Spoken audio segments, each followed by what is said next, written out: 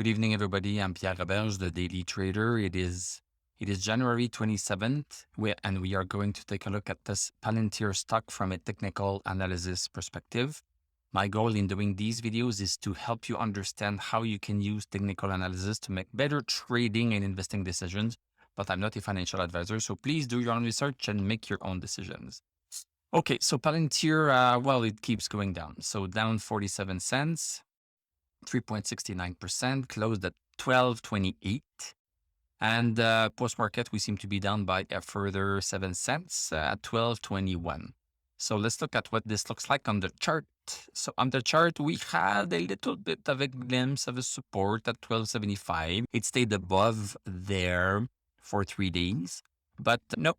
Now it just decided to keep going down. What can I say about the stock? The stock is going down. The stock is going down and it's going to continue to go down. My target of $11 is still holding. This is what we call a short.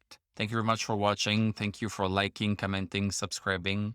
You can become a YouTube member. You can click on my TradingView affiliate link. I'm going to wish you a great evening. We are going to talk tomorrow and I'm going to tell you à la prochaine.